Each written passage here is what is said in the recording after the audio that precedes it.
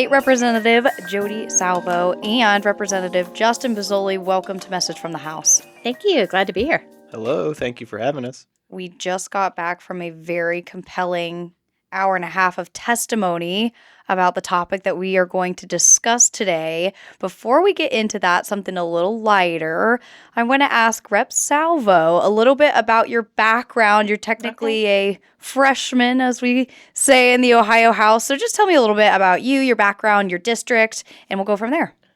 Well, first, it's great being here. My name's Jodi Salvo. I represent District 51, so that's all of Tuscarawas County, and I have the southwest portion of Stark County, so more of a rural Appalachian. I'm smiling over. We've got some corrections on how we say that. Ohio. My background, I'm a social worker, but the last 15, 16 years, I've worked in substance use prevention. So in addition to be a social worker, I'm an Ohio certified prevention consultant.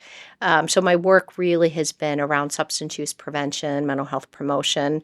I would say probably my favorite work prior to coming into the state legislature, has been community coalition work, really providing opportunities for people to understand community resources, recovery support, how do we access the services that are out there in the state, and also a lot of work on reducing stigma, mental health, and addiction. So that's where my passion has been for the last 15, 16 years. And I want to ask, what inspired you to join the legislature? Oh, my. So my love for coalition work, and I was the president of the Ohio Statewide Prevention Coalition Association for a while, probably about 6 years. I really struggled a lot with legislation, whether it was federally or state, on how it really came down into local communities, in particular rural communities. So every time legislation was crafted and it did not make sense for my community, it caused me to come here to the State House to advocate.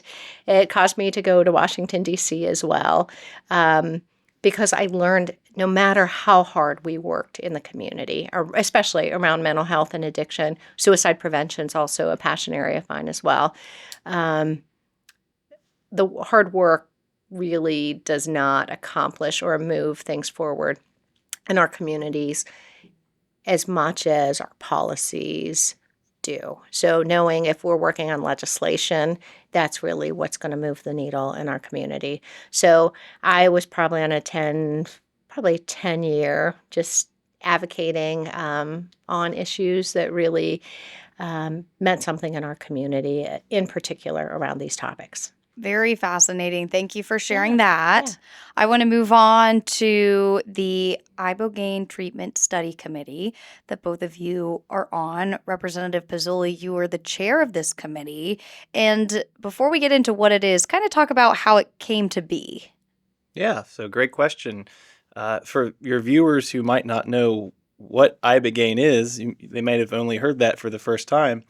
It is a natural plant-based medicine used traditionally in West Africa out of the country of Gabon. That has been used for thousands of years in actually ceremonial rituals. But more recently, in modern times, we have a lot of compelling studies about the effectiveness of treating PTSD, specifically veterans with very traumatic brain injuries that we heard from today, and also opioid withdrawal syndrome. And I had heard some very compelling stories from veterans. And also I represent the 90th District. And the 90th District was the ground zero for the opioid epidemic in Ohio.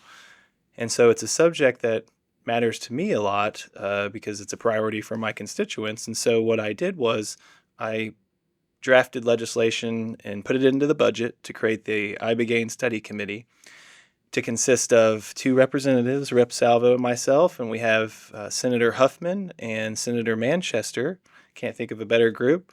And we have two appointees, one from the Department of Ohio Veteran Services and another from the Ohio Department of Behavioral Health.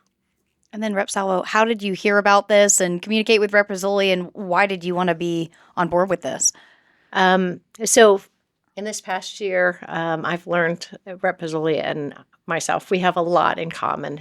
We have a lot of passion areas around addiction, mental health, substance use. Um, and working in the field, we need all the tools in the toolbox that we can possibly get. So when we see something that has potential promise, I think it needs to be explored at this point. So it's a area that actually Ibogaine was new to me when you were first speaking about Ibogaine, but it is compelling. I think there's enough, at least observational research out there that I think because this is something our veterans are saying, hey, look, this is a potential, um, there's potential here for us. And it seems, and today was actually interesting during committee because it's our special ops guys that really have the most access to Ibogaine treatment right now. So when you're kind of understanding, hey, complicated trauma for people that are serving our country and giving us our freedom, and they are asking us, hey, please look into this. Um, it would be impossible to say no. In fact, it's a very easy yes to say, hey, let's really kind of dig into what we need to know about this, and if there's pathways forward, what do we need to know to keep this safe and provide promise. That's exactly right. And what compelled me to get into this as well is seeing current numbers throughout nationally. A recent study, around 10% on average, a success rate of traditional rehab. Compare that to a 7% success rate with cold turkey. And so for an extra 3%, we're spending hundreds of millions of dollars in Medicaid on this. And over the course of a lifetime, a patient may have to receive treatment between 3 to 5 times over the course of their lifetime. And that could cost us anywhere between $300,000 to $600,000 on the bill. When we look at Ibogaine and some of the studies out of Sanford, one single dose is showing up to a 75% success rate with a second dose of up to 97%. And mind you, that's not a perfect magical solution pill. You still need to do, those studies also concluded you should do the traditional therapies that you would with any other rehab services as well. But and the cost on that would be roughly $60,000 per person. So people have said, Justin, this is crazy that you're looking into something like this. I think we're crazy if we don't, especially after hearing the compelling testimony of a Purple Heart veteran today who said, I don't know if I'd be here without it. It completely changed my life. And I want to ask, did you know about Ibogaine before your constituents came to you with those issues? No, I was equally as skeptical as everyone else. Yeah. It sounds like something that would be too good to be true, but as I dived into it, I found that this is really something that we've got to take a look at rather than be uh, reactionary. We need to start being proactive and look at ways to save Medicaid dollars and taxpayer dollars, or we're going to go bankrupt here. And I want to ask, the committee's met twice now. Kind of talk me through what has stood out the most to you. I know that there is still more to go with medical providers potentially coming up in the future. So I'll ask both of you, what has something that stood out to you? Well, I'll start on that. The very first meeting was very helpful because we were providing information. So we are not going in blind at this point. We're looking at what research is there right now. And we didn't talk about it today, but the elephant in the room is there is definitely risk around cardiac concerns. So, as we're going to walk through this, that first meeting committee was really just understanding Ibogaine, what the research is that we have right now. Today's committee meeting, though, was very compelling. We had 4 testimonies, and again, we're talking special ops service persons, but it was just fascinating, as they were going through this process, and they all tried all the modalities prior. They were in traditional therapy, medicated assisted treatment, but really feeling like there was still a wall, like they weren't moving past a certain place in on our traditional treatment modalities. But what was fascinating to me as they were kind of speaking through the process, first of all, of how the oversight was very tight. I mean, there was a lot of work pre going in for treatment, ensuring that they had EKGs and medical records from their physicians here in the U.S., from being on site in Mexico, that it wasn't a laissez-faire, a fly-by-night little clinic that was there. That there were tight protocols. There was a lot of oversight. There's follow-up post-treatment as well. They had a lot of organization already existing as far as group chats and meetings and peer coaching and stuff like that afterwards. But to me, I thought what was most interesting is it seemed like when they were going through the treatment, past traumas that they couldn't even recognize. And I can't imagine what some of these folks have seen. Like on this side of coming back from service, the one just couldn't even identify any of the scenes that she saw going through the treatment. And it wasn't that Ibogaine erased those traumas. It actually seemed like it brings it to the forefront, and they have to establish a new relationship with it. So I just found it fascinating. And as great as the testimony is, I think I could have asked questions all day long just to kind of get a better understanding. Yeah, the goal of the committee is to really figure out if we want to take any steps moving forward into the next General Assembly. First, we just had an introductory meeting. Secondly, we heard from veteran testimony today. We hope to hear from our doctors and scientists, clinicians, providers, maybe some of the providers from Mexico, Ambio, and Beyond Clinic. We'd love to have them. There's studies being done right here at Ohio State University, actually, and so we're able to gather that testimony. I'm excited for it. We also will be hearing from advocacy groups. The Reason Foundation has made this a top priority, which is a national conservative think tank. There's a group called Americans for Ibogaine, which was started by Governor Rick Perry out of Texas, who is really sold on to the idea. And lastly, just coming up, seeing what options are next. ALEC, for example, which is a consortium of state legislators throughout the state, this last December actually just passed model legislation. And so we're going to be inviting ALEC to come in to talk about that. But probably the most compelling story today was Lindsay, who was a battlefield warrior, and she her Humvee came across a IED, and she didn't know any of this. She didn't remember any of it until she underwent Ibogaine treatment, and it helped her remember that it was an IED. She thought what it felt like. That she thought she was dead. She thought originally she had lost her legs, and my goodness, to hear how something like that could make you remember everything, the trauma that some folks experience, the side effects that she had, such as memory loss, it all helped her relive that and bring it forward to eventually be able to start fresh, like a new canvas, you could say. And I appreciate you kind of outlining what this committee would establish, which would be, the General Assembly ultimately working on legislation to move forward with this as a potential option for treatment. I want to ask, you both are clearly very passionate about helping Ohioans with mental health challenges and those that are impacted by the drug epidemic. What else are you working on currently that would help address these issues? Yeah, I'll kick us off. So actually, a large conversation happening right now nationally is about Medicaid fraud and daycare.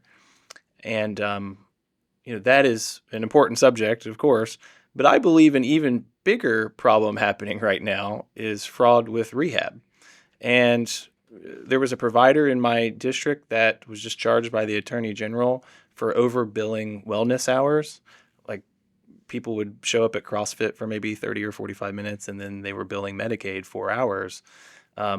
and specifically with recovery housing. And I just want to thank Representative Salvo for such a proactive approach on another committee we serve on to really help my district. She's had a heart for my district. And looking at how do we raise the standard of care for recovery and recovery housing, we're treating recovery housing like a housing issue rather than a healthcare issue. And so I have a bill, House Bill 58, which helps raise the standard of care. We need to have clear guidelines on what you can do and what you can inside of these houses. And it helps put the power back into the hands of the local officials to fight back against these bad actors more quickly. Rep Salvo. So first, it was a privilege to work with you in addressing the recovery housing issue, and there's a lot of work yet to be done because that investment in recovery is vital. I think a lot of times we put all our dollars right in that treatment space. And there's definitely a lot of investments that we need to do preventatively, but there's no other disease process that you just get through and then, good luck, here you go. I think we do need to take some real looks at how do we support people as they're going forward and through recovery. As far as legislation I'm working on right now, I have one that is for qualified mental health assistance. Some of the barriers we have, and again, I'll go back to rural Ohio. I think both of us tend to say rural Ohio often. We just have a workforce shortage that's unprecedented across Ohio. So really making sure that we have more capacity to meet people's needs. And it's very difficult in rural areas because, sometimes it's a matter of driving 20 miles up an interstate and the workforce is going to make $6 to $10 more an hour. So it means even when we try strategies such as local colleges with certifications, we still lose them. So really looking at increasing pathways for maybe peers to come in to mental health spaces as caseworkers and define a path forward. So if they have an interest to staying in that work, that they have ability to grow. And I think that will be helpful in those spaces. Another one that I'm working on is in regards to a pilot program for social workers. And again, we're identifying 5 universities in Ohio. So if someone is seeking their master's degree, that it's a paid internship. So it would be a pilot program. It would be limited. It would be school-based. So a lot of times when we have barriers in communities, we have that opportunity to see if we can get someone to stick through their internship. Because again, if they can't have an internship, they tend to go to our more suburban, urban areas. The pay's a little bit better, and we're still having these workforce shortages. So, albeit I'm not working on any specific addiction stuff right now, I am working on how do we increase our capacity, how do we strengthen workforce, because the need is great. Yeah, and I want to ask one of the last things that I, would be interested to know is how far do you think we've come and how much further, if at all, do you think that we need to go? We've come a long way down in my district. I mean, I worked in high school. This was 2009, 2010 at a pizza place, and right next door there was a strip mall, and there was a pill mill, right? What we call a pill mill, which if you're listening and you don't know what that is, you'd have a crony doctor in there, and people would stand in line and get their prescription and be on their way. They were coming from all over the place, right? So we were able to shut all of those type of things down and get people care more immediately. The drug courts happening were a huge step in the right direction, but we have to continue to be innovative in our care. So that's where I see Ibogaine coming into place. But also, and I'm sure Rep Salvo can talk a lot more about this, is we have to do a better job at investing in combating mental health and behavior health, because a lot of times those addictions are tied to mental health issues. And so if we can invest more resources into combating preventative, we're going to save a lot more money in the long run. And I also think we've came a long way, I would say in the last 10 years alone. reducing stigma has been probably the greatest work in this space. I would say a decade ago, people were still very hesitant to talk about addiction and mental health issues. I think one of the more positive we can say coming out of the pandemic is now we're really able to recognize, mental health struggles are real. I think we're able to speak about that a little. We're able to normalize this and understand, we all deal with mental health challenges from time to time, or sometime throughout our life. So I think, where I think we've came the most is we're much more open to talking about mental health. We're not stigmatizing addiction. But I think, to your very point, getting to a root cause is super helpful. And I think that's where those investments need to happen. And also helping people understand we have not really got to a place where we're having successful treatment. I mean, not because of lack of not trying. It's just, I think we need to be at least open to looking at what other tools we can possibly place in our toolbox, and really ensuring that we have great data, great research, and the ability to kind of explore some new opportunities. Yeah, it's definitely a very complicated space, so I appreciate both of your work in it. I quickly want to talk about our social media here at the House to wrap things up. You can follow us on the Ohio House GOP Caucus on Facebook, Ohio House _GOP on Instagram, and OHR GOP Caucus on Twitter. You can subscribe on YouTube or wherever you listen to podcasts. Representative Jodi Salvo and Representative Justin Pizzulli, thank you both so much for coming on.